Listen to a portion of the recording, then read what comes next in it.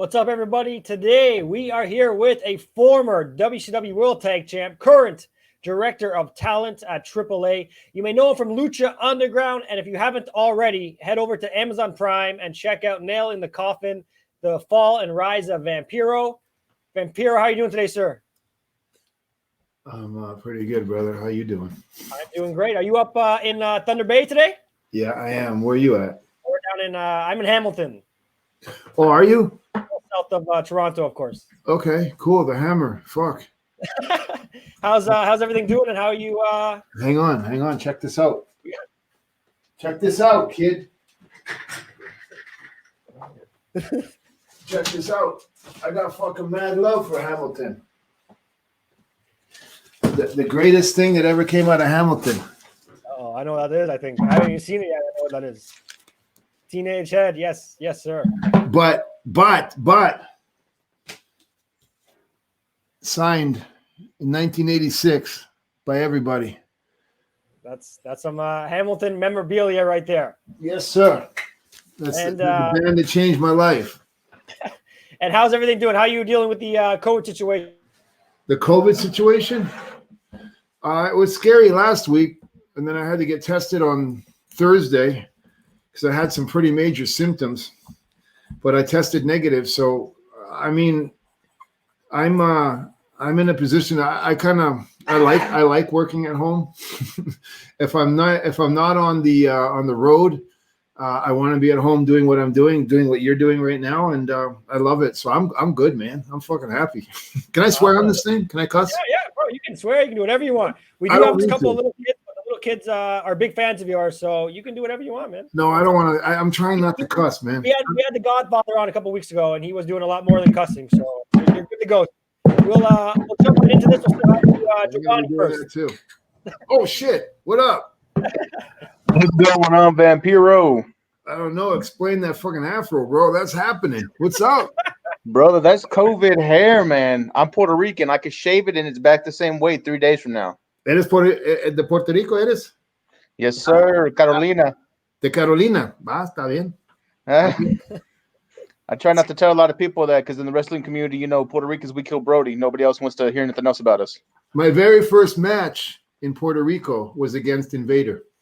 Oh man. And I was freaked out. I remember when I started wrestling, I said, I'm never going to take a shower in the arena because I was petrified of that. Right. Yeah. I was 16 years old, man. And when I went to Puerto Rico for the first time, I was like, there's no way I'm even going to see this motherfucker. And I had my first match against him. It was crazy. And Ponce.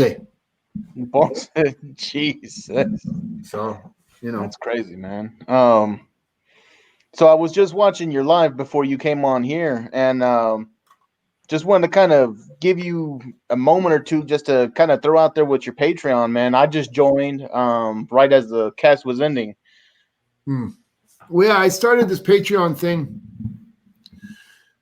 It's what is it? Patreon.com, then that fucking / Vampiro TV.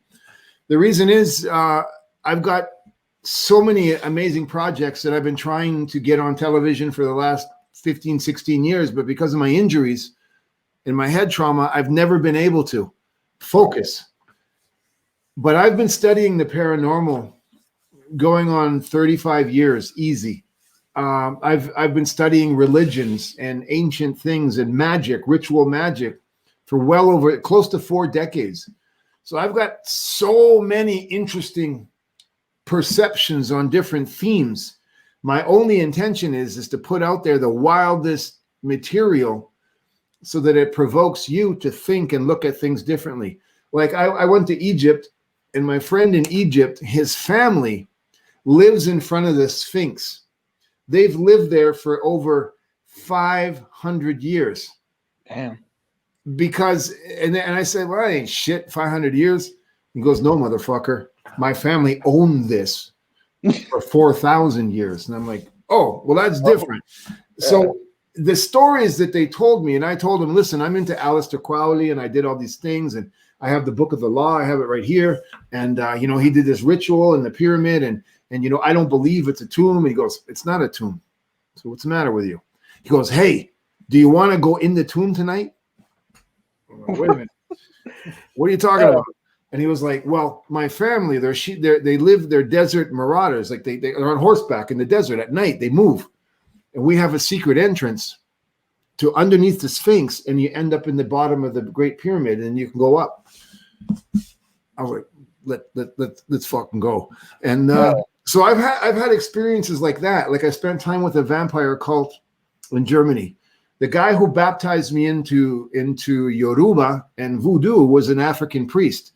And I spent a lot of, these are just some examples of really crazy things. And then I spent years and years and years right there in CBGBs and behind in the streets of New York City and in the underbelly of the underworld. So I have all these crazy memories that I was doing to make Vampiro a more authentic wrestling character.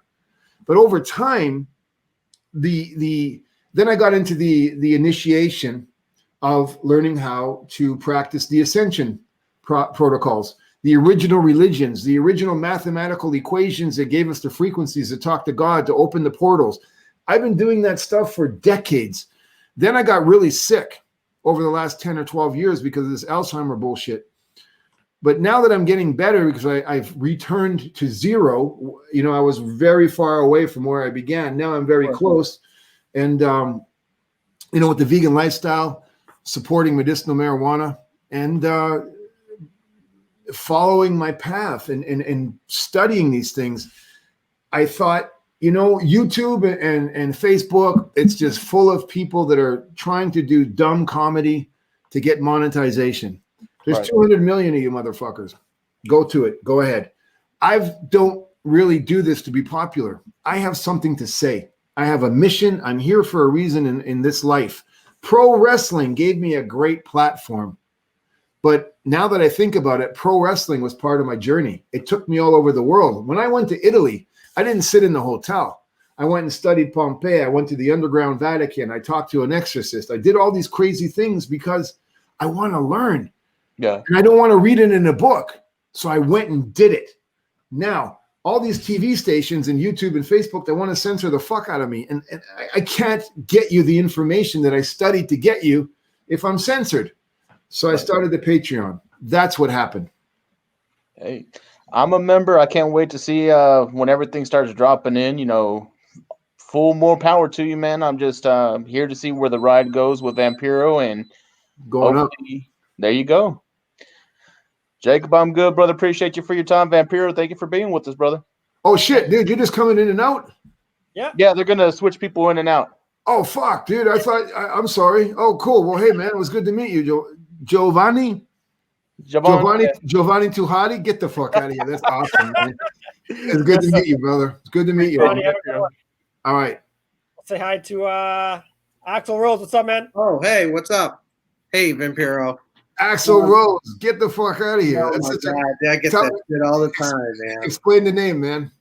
I was actually named after Alexander the Great, but during that time, you know, people he was a Rose. Axel Rose, and I get that all the time still. But you know, luckily he's died down a little bit, so I'm not named Michael Bolton. Yeah, I mean, I saw Nail in the Coffin. I was a huge fan in WCW. I always felt like they somewhat like held you back, but in Nail in the Coffin, there's just so many times like things could have been absolutely lethal for you, and you just somehow were like able to sense like that if you didn't get out, you were gonna die. You know what I'm saying? And like, it's just been incredible how you've been able to survive like all these things that have gone on in your life. Just incredible. But my question is, you know, when you had to deal with WCW, all the drama and the politics, how did things change for you when you were actually in a position where you were like the director of talent and you were finally the, you know, person in charge where you were working with talent and what you learned? I think the biggest thing was to admit that everything that's ever gone wrong in my life, a personal relationship, my marriage, economically, my career, whatever, it has one common denominator. And I was involved in all of it. So I can't say it was her, it was him, it was this. No, it was me. So even though I had a horrible experience in WCW, They didn't drop the ball with me at all. I wrestled Ric Flair. I wrestled Sting. I wrestled Hogan. I wrestled Steiner. I wrestled Lex Luger. I wrestled everybody, and I pinned them all. Fuck, tell me anybody else. There's not a lot of guys who can say they pinned Hulk Hogan 1, 2, 3 on a Monday night TV show, but I did. So I was blessed. I think I was not ready. I became Vampiro at that level when I was 19 years old. So I came from living under a car on Hollywood Boulevard to becoming an icon in a foreign country. I was not ready I was not mature enough. I didn't have the guidance. I didn't know what I had. And you don't understand what Vampiro was all about in Mexico. It was very Justin Bieber, very Beatlemania. It wasn't about wrestling. It was pandemonium. So when I went to WCW, that's what I was already dealing with, the head injuries and traumas. And WCW was such a toxic environment. I was too weak and very immature to manage those waters. I wasn't ready for it. So I think that anything that went bad in my career, it was my fault. It wasn't anybody else's fault. It was mine.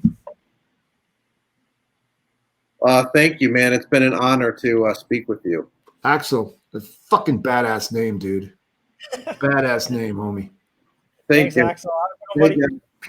Vampiro, I'm going to play a little intro, and my little buddy Steven's going to come on. He is a little kid, but again, he's a big fan, so don't worry about anything. Steven!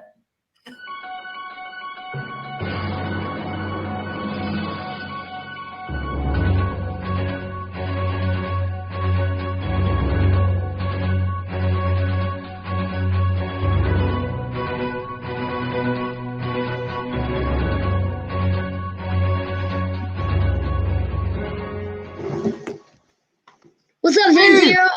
What up, man? I'm good. What is with you? I'm just chilling, brother. I'm just chilling, man. Look at all your dolls, dude. How many you got? That's crazy. I didn't count earlier that, but I know I have 50 Cenas. How many? How many Sorry, you got? well, my brother said 1,000, but I don't think I have 1,000 yet. Close to it. I think I have 990. All right. Well, listen. When all this is over, I'm gonna make sure I'm gonna send you something. So the dude who's hosting this show, he's got your contact info, right? Yeah. So I'm gonna hook you up with something. So I got you, brother. Thank you so much. We'll tell everybody, because then I got to give everybody something. I'm pumped for it. I can't wait. What do you got? What's up, brother? So I literally just looked up on your figure because I want to know if I even made one of you. And your figure is rare. It's like $799 on eBay in packaging. I can't believe it. Steven, I had 3,000 of those figures and I threw them in the garbage. Oh. Yeah, I know. I know. That's why I do this. Actually, the reason why I'm here is wrestling actually saved my life. All right. Well, I had 2 brain surgeries, so Okay. I have a big scar at the back of my head. Me too. Goes all the way down. Up to my neck. Okay. So wrestling saved my life because, especially John Cena, because that's why I have 50 John Cenas. Because I'm a big fan, because John Cena is the one that made me push through my first brain surgery. I was like, I couldn't do life anymore because I couldn't go on trampolines, couldn't go on bouncy castles. I couldn't be a normal kid. Right? Okay. So then I was looking on YouTube, lying in my bed, sad as ever I will. And I saw a video of John Cena saying, never give up, keep pushing through. And that's what you guys do. That's why wrestling saved my life. Wow. And for my second brain surgery, I did the same thing. I kept pushing and pushing myself to go on. And what's wrong? What happened? Why do you need the brain surgery? I was born with a severe condition. The doctor, I got diagnosed with Chiari malformation when I was 5. So my doctor was actually surprised that I wasn't paralyzed, because going on that long, I should be paralyzed. How old are you now? 9. Dude, let me tell you something. I I don't know what you know about me. You shouldn't know anything about me. You know what I mean? I'm 53 years old. What are you going to know about me? Yeah, I didn't know you, but now that my mom just told me that you were very hardcore, so you're one of my favorites now. Lucha Underground. I used to watch that show, but it's off Netflix now. Bro, I'm going to chokeslam you one day. You're so awesome. Listen, you need to understand something. Guys like me, when you get a little bit older, you're going to understand this a little bit better. But look at me, the tattoos and the scars, and even look at this building behind me where it says CBGB.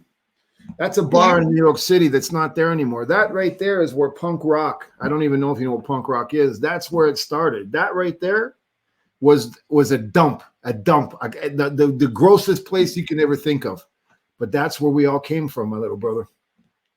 Guys like you, what you just said, you said you look at me, I'm hardcore, and I'm one of your favorites and all that kind of stuff.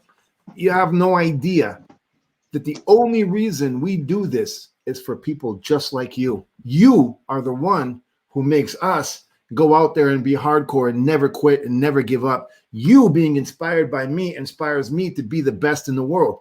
Unfortunately, I don't want to wrestle anymore. But now because you said that, I'm going to go back in the ring. And the next time I have a wrestling match, I'm going to dedicate it to you because you are a hero, my friend. How's that?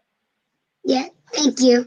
Just throw that John Cena shit out. You need Vampiro dolls in there. I've been trying. It's so hard to get one. I told you at the start of this conversation. It's $750. What did I tell you? Told you I got you. Sent me something special. I got you. There's 3 new Vampiro action figures coming out this year. 3 new ones. I'll get you. Don't worry about those. I'll hook you up. If you forget, I got something else for you. I got something else for you. All right. If you forget because you have that condition, I will cop them. Yeah, Dude. I will run to the ringside. I will run to their company. I'll be like, yo, I would like 3 of the new Vampiro figures. Bro, I got you. How am I going to forget you? Are you crazy? Don't even worry about it. As soon as this call is done, as soon as we're done this interview, I'm going to hook you up. There's something it's going to take a little bit to get to you. You don't worry about it. What size are you? Small, adult small. That's because I like growing into them. Bro, if you were here right now, I'd headbutt you so hard. You're so awesome. I got you. Adult small? Okay, I got you hooked up. The only thing is, when you get it, I want to hear from you. All right? I want to make sure it fits right. And I want to know how you're doing. I'll record a video. I'll get my mom's phone. Yo, thanks, Vancouver, for the shirt. How do you know it's a shirt? How do you know because it's a shirt? You asked me for my size. Yeah, it doesn't mean anything. True. Doesn't mean anything. Pants. What? It could be pants. Could be. It could be a bra and panties. I don't know. You're going to get something cool, bro. I got you hooked up. Don't worry. Listen, man, you're awesome. You're awesome. And I'm going to be wrestling around Toronto. It's like midsummer. Something's happening, and we got a tour planned. And if we go to Hamilton, you got to be there. But if we don't, and you go to Toronto, you got to come. Okay, I'm going to bring you in the dressing room. I want you to meet everybody, and I want you to come to the ring with me. I'm in Toronto. Oh, you said you were in Hamilton. No, I'm in Toronto. God damn it. Okay, well, dude, everything. And then I want you to come to the ring with me, okay? I want you to see what it's all about. You want to do that? Yeah. All right? I would Done love deal, to. bro. Just don't, when I tell you to get in the ring and I say, give me the chair, motherfucker, don't be scared. You got to give me the chair. No, don't worry. I'll be like, yo, I'm going to get off my chair. Here you go. All right. I don't care who it is, unless it's one of my favorites. Smash it on my head. No, dude, I'm your favorite now. Everybody else don't matter. Me and you are going to do this. Okay, so my mom's saying to hurry it up. Okay. So I'm going to ask my first question is, you have been in the wrestling business for a long time. How has wrestling changed over the years? I think it's changed because the fans have stayed loyal. Wrestlers get kind of crazy sometime and they lose track. They forget that it's because of the fans that they have that fame. So I think wrestling has changed more than ever because the fans have a voice now. That's the big difference.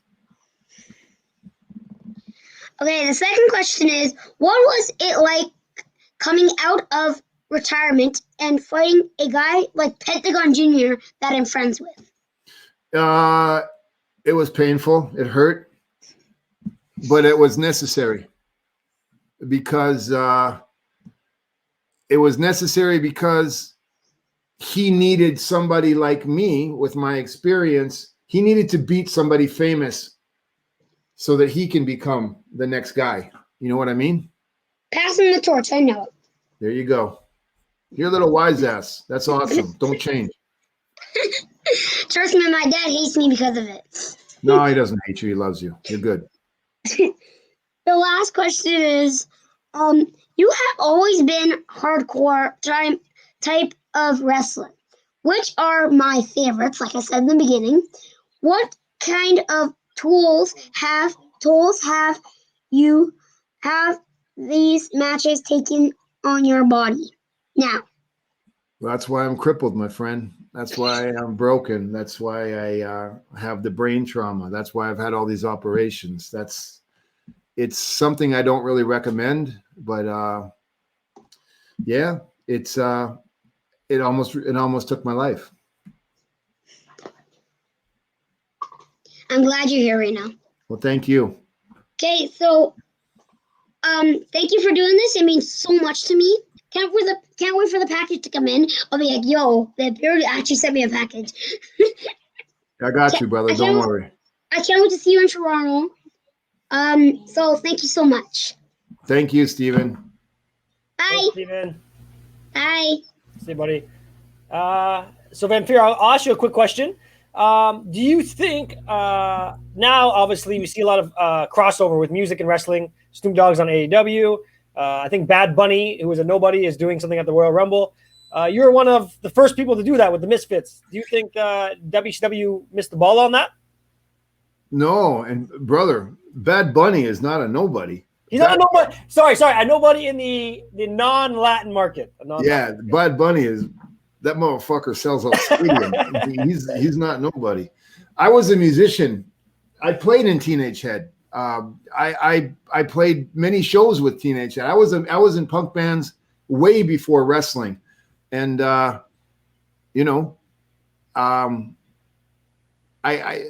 when you say missed the ball, I don't think so. I mean, I think WCW didn't understand a lot of things, not just about me and the Misfits, but the idea then was we were going to play live and then I would go to the ring, but it just evolved into something else. I'm such a Misfits fan. Just to be with the Misfits on TV was probably one of the biggest moments of my career, right? And talking about the Amazon Prime documentary, Nail in the Coffin, you pretty much said you just went over across the street and just walked in and said hi to them and got them to come over. Is that how easy it was? I mean, I was reading a magazine in a store. I don't even remember what magazine. And there was a picture of Jerry Only. And it was like the first interview in 15 years. And I was like, oh my God, the Misfits. And I read it. And I was like, I wonder what they're doing now. And they had a new album coming out. And I was listening to it. And I was with my very good friend, Mr. Medicinal Marijuana. And I said, I'm going to call these fucking guys. And I called the record company. And I said, hey, this is what I do. This is who I am. And I got this idea. And he called me and he said, I'll call you back. He called me back the next day and he says, you guys are going to be in Minnesota for Monday Nitro. And I said, yeah. And he says, well, the Misfits are playing across the street. They want to meet you. I got there. It was 9 a.m., brother. I'll never forget it. 9 a.m. I walked into the bar and there's the Misfits. Face paint, hair, the whole thing at 9 a.m. And I'm like, yes. And we started hanging out. We got along great. And they said, well, how are we going to do this? And I said, well, fuck, dude, let's just walk across the street. And they said, you can't go like that. Painted up my face. They gave me their jackets and their boots. And we walked into WCW and it was like, what was that? And they were like, Vampiro, what are you doing? I was like, this is my idea. And they were like, happens tonight. And that was it. Awesome. We will we'll move on to David. What's up, David? Hey, Jacob, what's going on? How you doing, Vampiro? What up, Dave? So, Vampiro, I got to tell you, you probably won't remember this, but I first met you when WCW had a presence at the International Licensing Show at the Javits Center in New York City. I remember that show. And you were a cool dude to meet, man. I have a lot of respect for everything you've done for the business. Thank you, man. Thank you. I wanted to ask you, I was a big fan of your run in WCW. What were your thoughts on the way you were booked under Vince Russo there? I don't even think I was. I think Vince Russo had a really hard time. I joke about it, and there's an ongoing he said, she said thing in public, but I got to be honest, man. I got nothing but love for Vince Russo. I mean, he was cool to me. You know, everybody thinks just because you're the person who makes the storylines or whatever that you can move mountains. The pressure he had on him was brutal. So, I mean, a lot of people like him, a lot of people don't. I've got nothing bad to say about him. So I enjoyed everything. Everybody thinks that I had a bad deal in WCW. I think I was fucking awesome. I enjoyed everything until I broke my neck and pretty much ended my career. But I loved it. I didn't have any problem. Yeah, no, definitely. I mean, your feud with Sting, I really enjoyed that stuff, and I was really hoping they were going to elevate you to the world heavyweight title. What was there ever talk about putting the strap on you? Yes, there was. Wow. Yeah. But the guy who had it at the time said that I wasn't famous enough, and he refused to drop it to me. That's messed up. And Vampiro, I wanted to get your thoughts on this. Recently, WWE Today went ahead and entered into a new venture with NBC to go ahead and stream the WWE Network over there. I was wondering what you think as someone who's been in the business. Do you think this is something that could, be part of a bigger thing in the future where NBC could possibly get an ownership in WWE, or is this something not to really make a big deal out of? Evolution is necessary. And I just think the more eyes or the more opportunities for the talent, for the next 2 and 3 generations of talent is phenomenal. And I mean, who doesn't want to be on national television on as many platforms as you can? I mean, if you think about it, when I started in 1984, WWF was a local New York promotion that didn't even have television. And then after WrestleMania, and then now look where they are. So, I mean, what's going to happen in 10 years? So the new generations that are coming in are going to just have amazing lives because of this amazing career that they're going to have on this amazing platform. So I think it's wonderful. I think the more eyes, the better. Traditionalists, I mean, I'm all about live shows and small venues with no TV. I like that interaction with the people. At this stage in the game, I just want to have that communication. But I'm telling you, man, there's nothing like being in a sold-out arena. And if you're going to be on NBC and the WWE Network and pay-per-view and everywhere else on the planet, it's fucking incredible. It's incredible. Yeah, no, that's definitely sick. Vampiro, I got to tell you, I'm a big CBGB fan. I'd be remiss if I didn't ask you. When WCW had Nitro at the Nassau Coliseum, did you ever go to CBGB after the shows? No. Any fond memories of the place? Because it's legendary. Yeah, of course. I mean, I didn't need a wrestling show to go to the CBGBs. I mean, when I was in New York City, you couldn't find me anywhere else but CBGBs. Nice. I saw a ton of bands there, and all the bands that moved me played there. So it's not so much what I saw there; it's what it means. Not because of the historical aspects of things, but CBGBs. When people say it's the size of your car, it's the size of your car. When they say there were dogs walking around shitting on the floor when the bands were playing, that happened. That the bathroom was the grossest thing in the history of the human race. Yeah, wow. It was. But it was the most important moment of my life to be around people that believed in what we were creating on that small stage. That's everything to me. That's what's burned in my soul. Very cool. Vampiro, I wish you the best of health. I'm glad to see you're on the mend, and hope everything works out for you, my friend. Thank you very much for coming on. Thanks, David. Thanks, Jake. Appreciate it. Next, there he is. Next, we'll say hi to Hector. Hector, what's up, man? I'm good. How are you, Vampiro? I'm awesome, dude. What's up? What's up? So I'm a proud Hispanic, and we love our lucha libre. Can you talk a little bit about your AAA experience and just talk about like what AAA is doing in Mexico that not a lot of people in the United States know about? Yeah, of course. Where are you from? I'm from Chicago, but my parents are from Guadalajara. Okay. I mean, a lot of people in the United States or anywhere else in the world is getting hipper to lucha because of Lucha Underground and because of Pentagon and Phoenix and everybody else in AEW who spent their whole careers in Mexico and anywhere else in the world where you see that style of the acrobatic style. Unfortunately, I believe the American version of it, it's too much like a dance. It's too choreographed. I mean, you can sit there and watch and you go, okay, he jumped, he flipped, he ducked, he flipped, he jumped, he flipped, he jumped again, and he flipped. And then, oh, watch out, he's going to duck. And oh, he flipped again. Oh, my God. Fight me in the street like that. See how far you get. You know what I mean?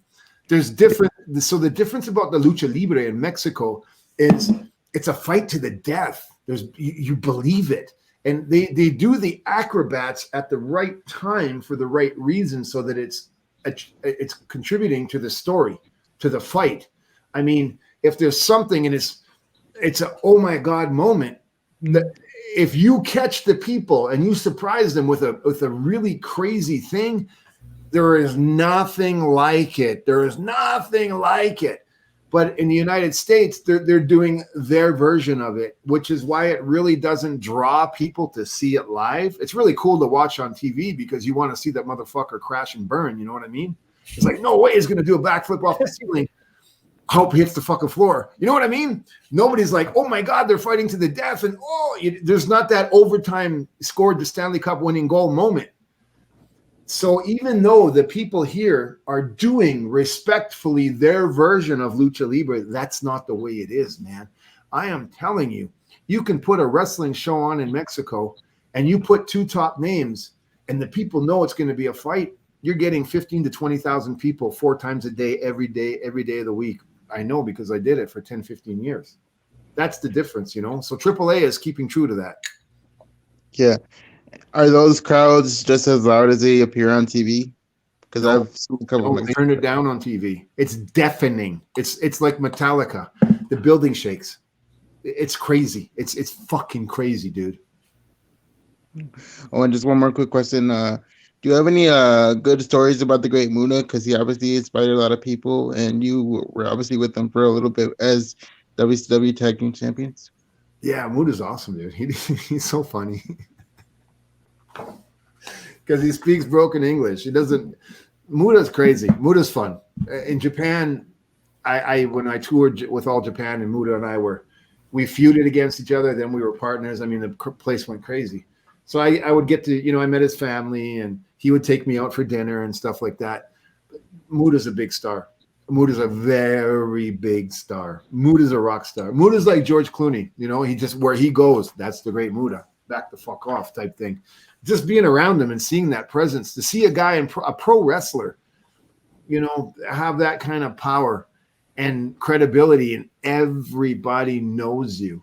I love seeing that, and that was Muta in Japan. Funny guy, great guy, cool, very cool guy, very cool guy.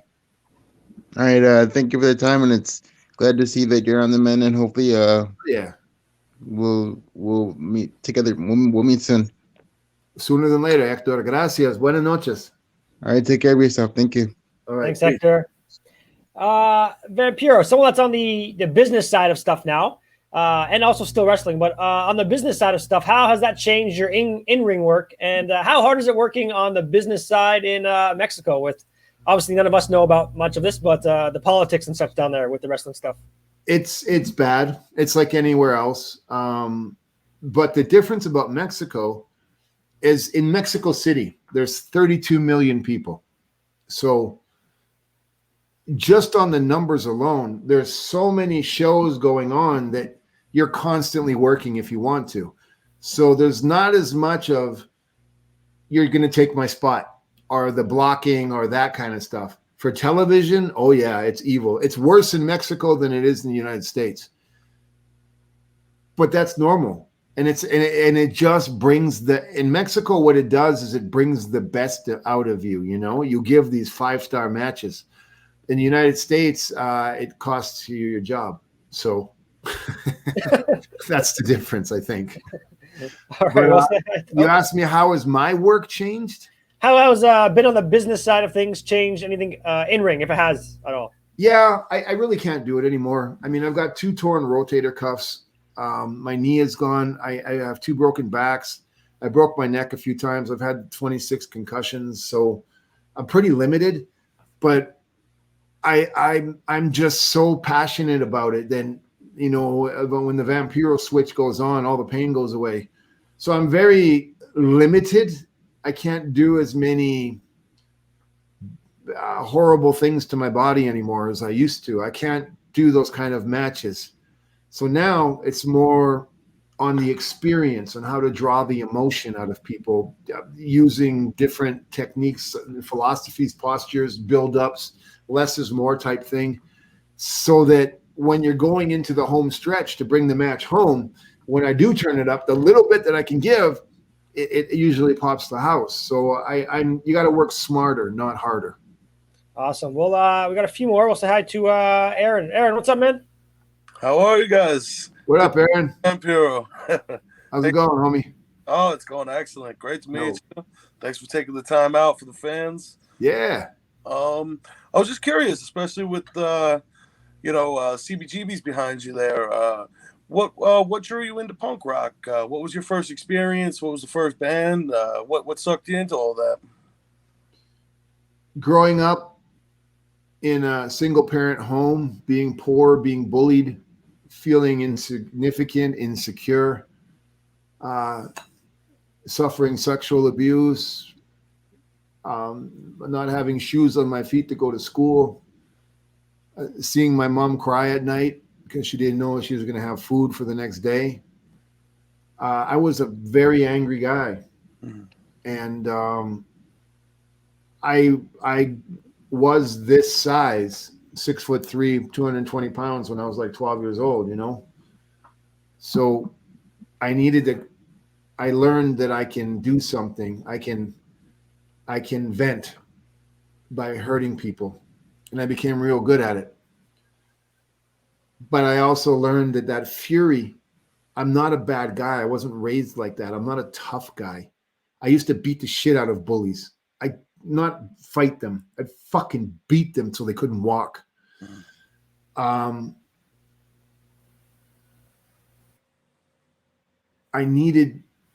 asked God, what do I do? Because I'm an athlete, but I'm bored because all the other kids my age, they're half my size. This isn't even competition anymore. Plus, I'm fucking sick and tired of being depressed all the time, and I want to scream. What do I do? How do I get out of this fucking mess before I do that? And then I got involved and I saw the Sex Pistols, the Clash, the Stray Cats, the Ramones, and I was like, thank you, God. This is who I am. The first time I plugged that guitar in and I turned it to number 10 and I hit the bar chords, that was mass. That was church for me. That was my religion. Fantastic. Yeah, definitely some great bands you mentioned there. The Clash is definitely, Joe Strummer was amazing. And, yeah, Joe Strummer. Absolutely. And, the way you at that time in my life, especially when punk rock meant a lot, it still does, of course. But, as a teenager, seeing you on WCW there and mixing that into pro wrestling, it was a fantastic experience to watch that. Thank you, man. I appreciate that. That means everything to me. And that's why I did it. And I hope it lasts. And I hope the new person or generations that come along take the ball and score a touchdown. You know what I'm saying? Because rock and roll, without rock and roll, aggressive rock and roll, alternative rock and roll, Iggy Pop, shit like that. You know what I'm saying? There's no point in living.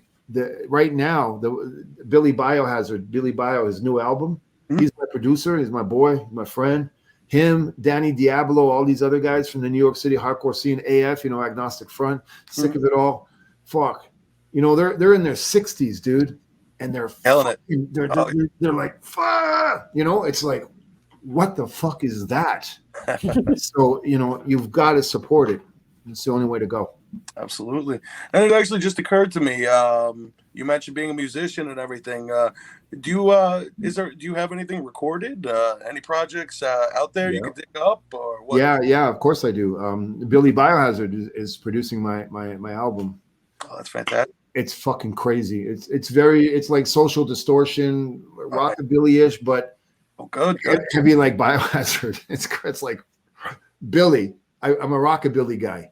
No, brother, you gotta hear this. And it's just like, it's a fucking heavy metal thunder, and it's a sledgehammer, and it's gonna fucking. And I'm like, okay.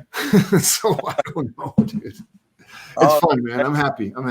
I'm super excited to check that out. Cool. Thank you. Well, enjoy your night, man. Thank you again for taking the time out. Always, bro. Wish you Always. Thank you, homie. Thanks, Aaron. take care. Dick. Next, we'll say hi to Nick here. Nick, what's up, man? You're muted. Jacob, if you want to keep going, dude, I don't need to get off. I'm loving this. So We scheduled it for an hour, like people wise, but we'll see if a couple more will hop in here. Yeah. Nick, you were muted. What's up? Oh, what's up, brothers? How you guys doing? Good, man. Dope mask. And I this mask was a gift for a spaghetti wrestling thing that is a really long story, but I got to see half-dressed girls bodies slam each other in spaghetti. So there we go. So a couple quick questions, man. Been a big fan for a while.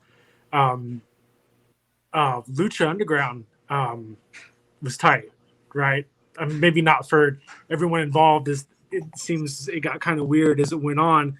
But for a lot of people, I'm sure that was probably, some people at least, that was the first exposure to you. Did you have like an influx of new fans who only known you from Lucha Underground? Yeah, all kinds, tons. Yeah.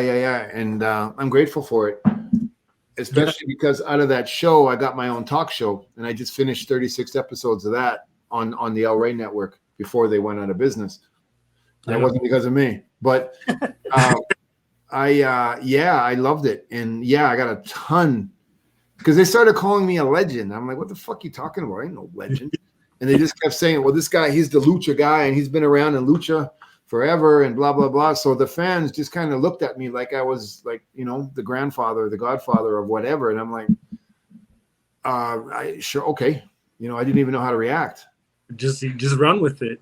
Yeah. All day, bro. Yeah. Now, how was it working with Pentagon?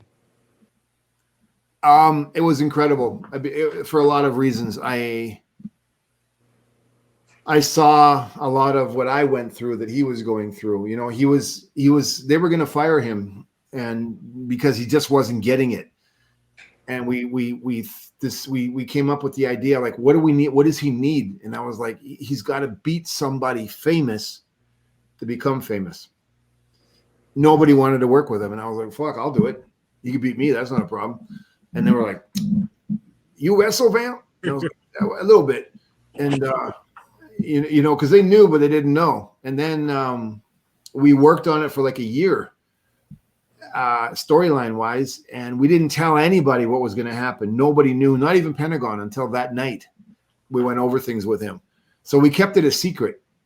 And it was phenomenal because the match you saw was not the actual match. The match I did was 46 minutes long. It was long, bro. I got in a lot of trouble for it.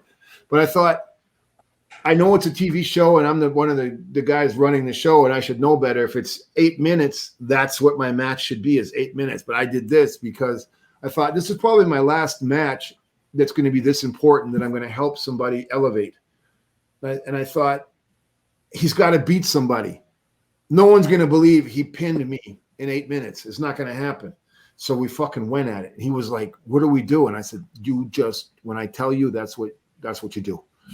And I said, I'll take the heat. We did it, and it worked. And now look at him. And now everybody says it's one of the best matches ever. So yeah, man, it was great. And it's crazy to think that they were going to fire him, because after that, man, he was over like a son of a bitch. I mean, he was already over, but that was a hell of a match. You don't get over. You get over because somebody who was over put you over. Yeah, that's fair. I learned that at the beginning of my career. So you can't forget where you came from. Yeah, for sure. Now, yeah, the CBGBs, that's pretty cool. Like the last guy was talking, it seems like there's a lot of crossover with like punk and hardcore and wrestling.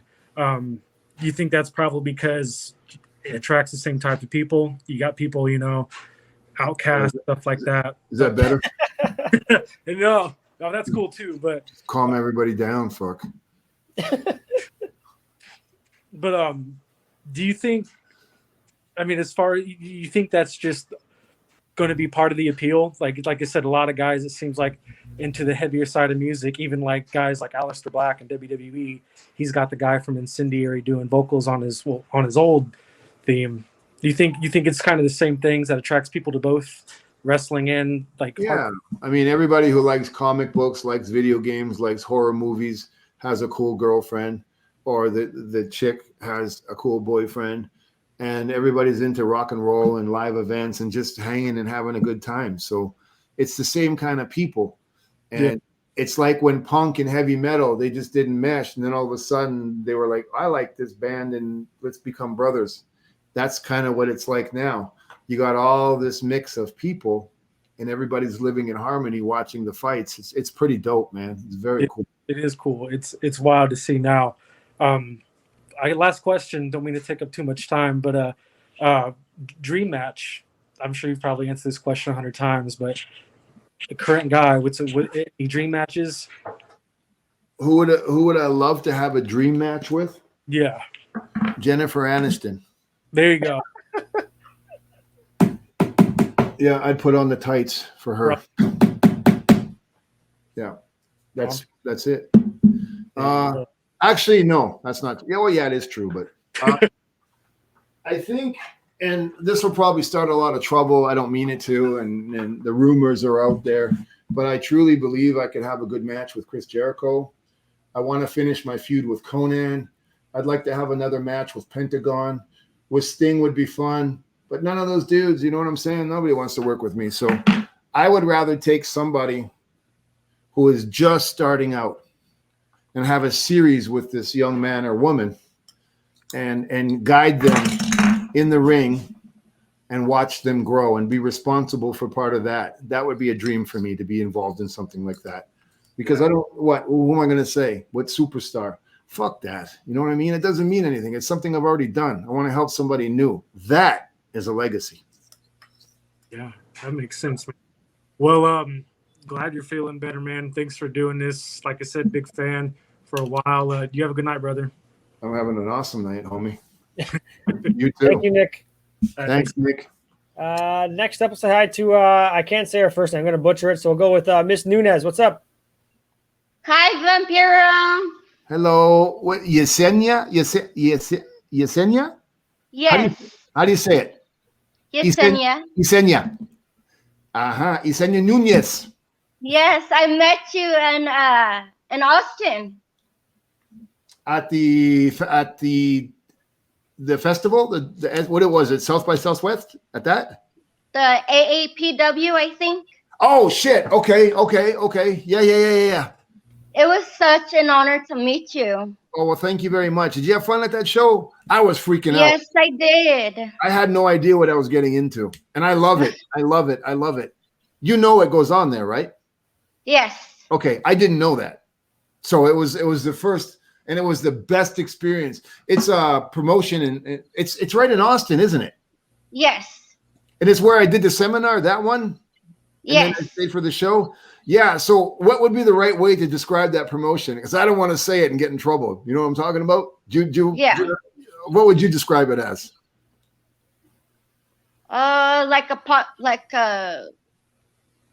Maybe a wrestling podcast or something like that. No. Let's just say they support the gay lesbian community in that promotion. And yes. There was a lot of different kind of wrestlers there that evening. And I think it was one of the most amazing experiences I've ever had. It was great. I really enjoyed it. I have some questions. I'm sure you do. So where did you get your name Vampiro? I got it from the book Dracula, actually. And from one of the Anne Rice books, Interview with a Vampire, but not that book, The Vampire Lestat. And I just picked that name because when I was growing up, I didn't really have a lot of heroes that were athletes or musicians or actors. I was a different kind of kid. I didn't have a dad, and I was bullied a lot. So I needed to find somebody I can identify with. And the character in Dracula, just because he was different, just because he ate different, which was drinking blood, just because he believed in different things, everybody called him a monster. and he was a loner. And because I was kind of the same, I really identified with that character. So that's where that came from. I like that name. There you go. So when did you start getting into wrestling? I think I've been into wrestling my whole life. Yeah, since I was little. I always watched it. Yeah, for sure. Yeah. A long time ago, I was in cheerleading. Somebody had bullied me because they were jealous and someone like spit on me. So And how did you react? I had to come tell my mom, and she was mad, and she went to the school. But how did you feel? Like awful. Like Let me trash. let me give you some advice. The next time something like that happens to you, or that you see somebody else being bullied like that, I want you to try something. I want you to try to understand the bully. Don't get angry and don't go and defend your friend. Take a look at it, because that person, the bully, is so hurt inside. There is something going on in their life so bad that they want to hurt somebody else. So if you really want to make a difference in somebody's life, you have to go to that bully and have to offer your friendship. And you're going to see how powerful of a human being you are. You understand Thank you. me? Yes, sir. Okay. I wish you the best of luck with that. Thank you. Oh, sorry. Thank you. Sorry, I don't want to waste your time. So what is the best thing about when you were wrestling? Like, would you like about it? But my career? Yes. That I have experiences like this and I get to meet people like you. That's what it's all about. Wow. Thank you. Thank you. You take care of yourself. Have a good night. I will. Thank you. Bye-bye. Bye. Vampiro, we got 3 more for you. Dude, how are you doing this? You give everybody the link and one by one you're letting them in? Yeah, so This is the greatest thing. I'm going to steal it from you. I'm sorry. that's totally fine. I can totally teach you how to do it as well. But dude, you got more people, or was I talking too long? No, I have 4 more back here, but okay, because I don't mind staying on. I don't mind doing this again tomorrow. I don't want no more. I don't want anything, man. I like this. This is fun as fuck, dude. we'll get through the 4 that we had, because I do it guest wise for the time limit, of course, right? But yeah, do it. We'll do the 4, and thank you very much as well. Okay. We'll say hi to Michael first. Michael, what's up? How y'all doing? What up, Mike? What's up, Joe? You doing good? Yeah. What's up? I just wanted to say hi. And what was it like for you working in Lucha Underground? Where you at now, Michael? I'm in my bedroom. At home. God damn it! Where you live? Louisiana. What city? I'm sorry, Louisiana, Jefferson, Louisiana. Okay. I've been there. Well, with WCW, that used to be part of our territory. We would drive through there all the time. And you're a fan of Lucha Underground? Yeah, well, was WCW, ECW, and the WWF, which is now WWE. I like it all. Lucha Underground.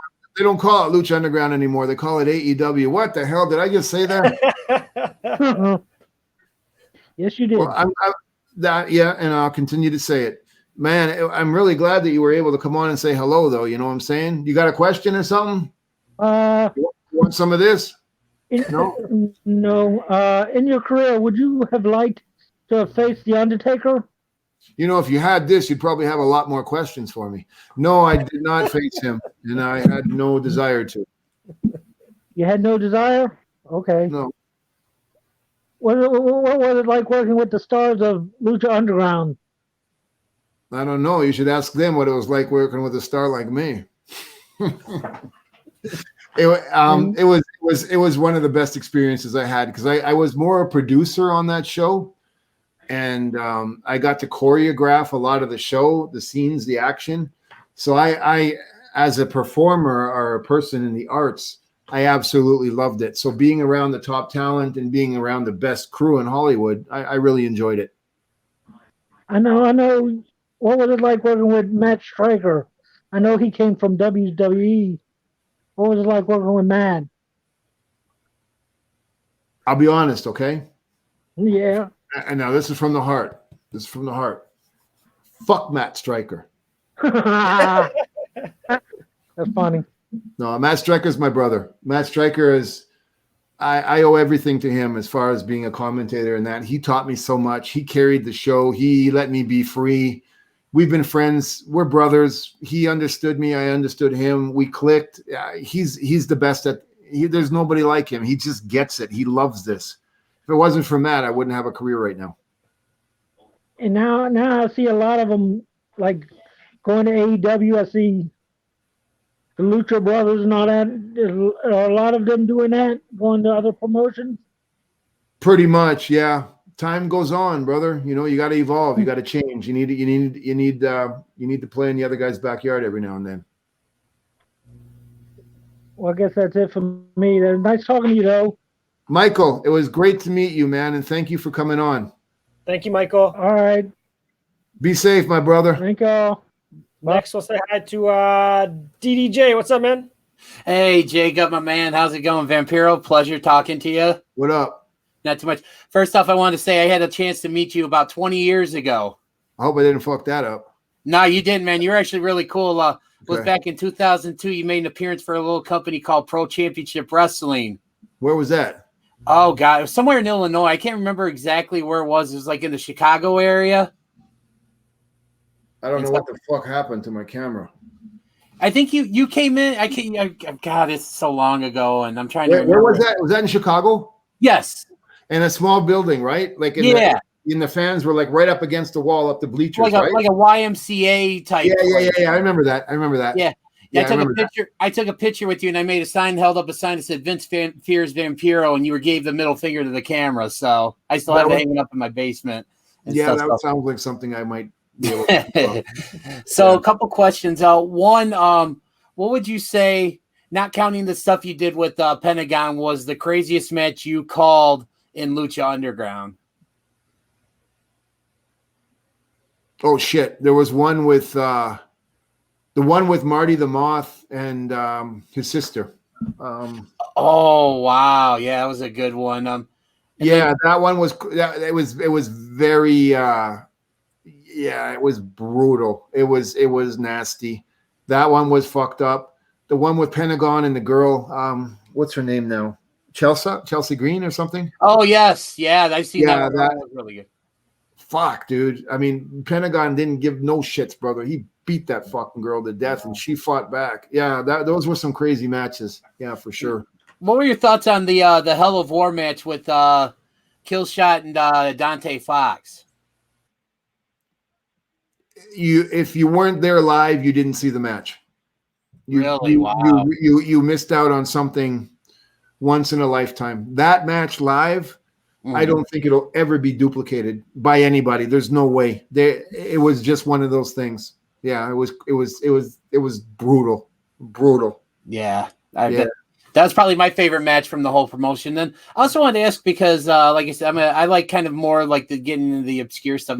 What was it like with the whole Wrestling Society X project? What do you think about that? You mean the original Lucha Underground? Yes. I didn't understand anything then, but I'm very, very good friends with Kevin Kleinrock. And Kevin, that was Kevin's project. That was his baby. So I can say that out of that, I've had a very close friend for over 20 years, which is Kevin. I've been like this with Zach Wilde since then. I got to meet him on the show. A lot of the talent, that was the first time I got to meet them. So I think that show was ahead of its time. I think that Kevin had one of the most amazing ideas. I think that it was on the wrong network, you know. MTV was all for it, and then they had a fight, and they fired the channel director or whatever the fuck it was, and everything that person was supporting was gone. Just like that. That was the only reason. There was no other reason. It wasn't because they lit me on fire. It wasn't because there was violence. It was because there was a sausage party in the offices of MTV, and the biggest sausage won. Awesome. And I really believe that if that TV show was done on another network and had a little bit more time to explain it, it would have crushed all of them. Wow. Yeah. That's awesome. Well, thanks for your time, Vampiro. I appreciate it, man. Best of luck to you in the future. Thank you, homie. Thank you. Dennis. And Thanks, our last one for the night, Vampiro, we will say hi to Johnny. What's up, Johnny? Hey, how are you? How you doing? What up, Johnny? Hey, thanks for all your sacrifices and giving your body to, for our entertainment. I greatly appreciate it.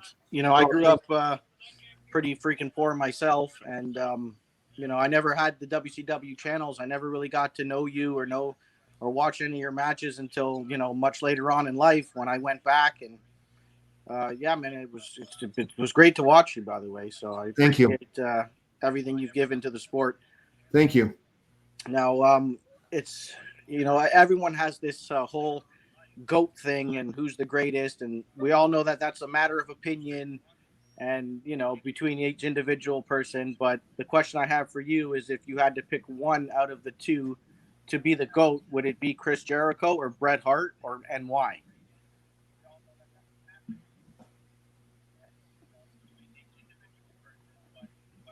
Did I stump you on that? No, I don't think either one of them are the greatest of all time. No. I know that. I'm just saying, if you only had a choice between those two, which one would you put over as the greatest of all time? I'm going to answer you, but you cut me off. Sorry, man. I wouldn't put any of them as the greatest of all time. I can't choose that because I'm also a wrestler. So I have a very unique perception and points of view.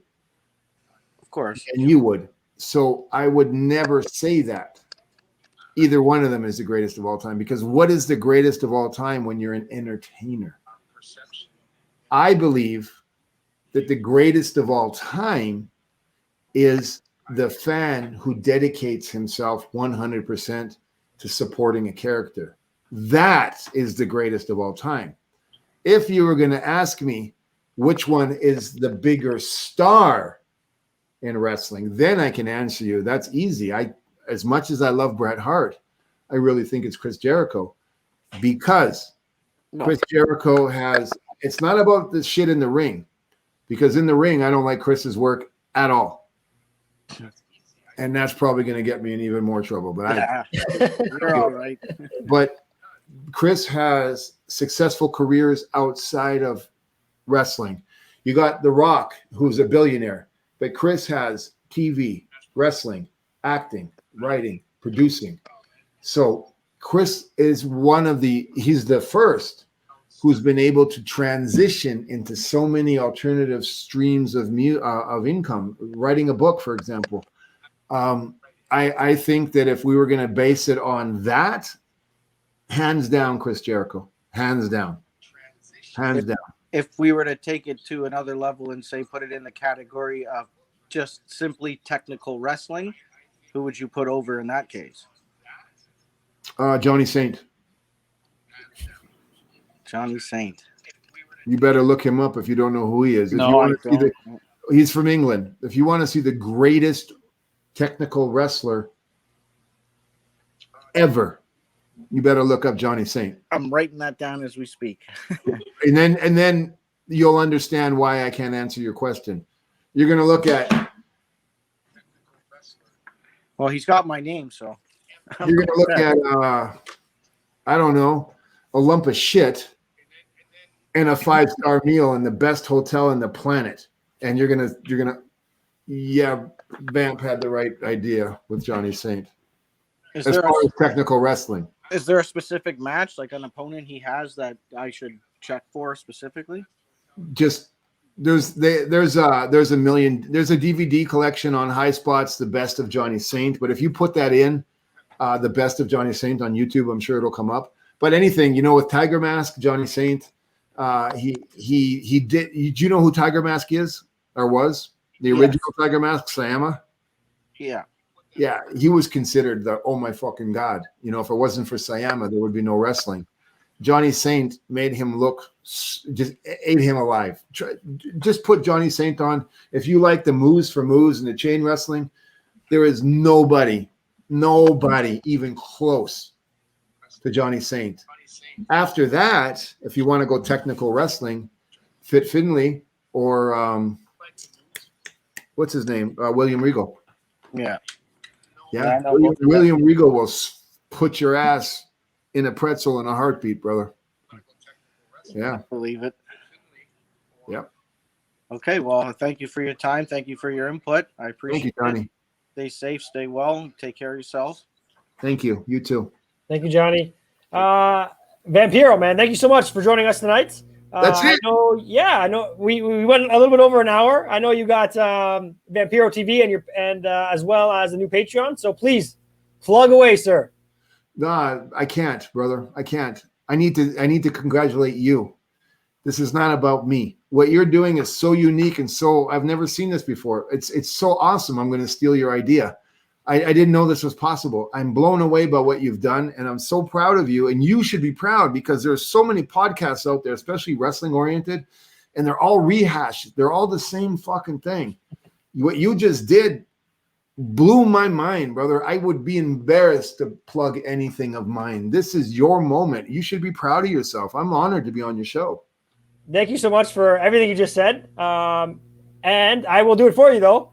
Please go check out Vampiro TV on Facebook. And I believe the Patreon just was up today because it's a new one.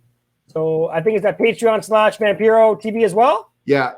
On Facebook, it's just Vampiro. There's a little blue check mark by me. And the Patreon is Vampiro TV. Patreon/Vampiro TV. Please, guys, go check it out on both platforms. And everyone have a great night.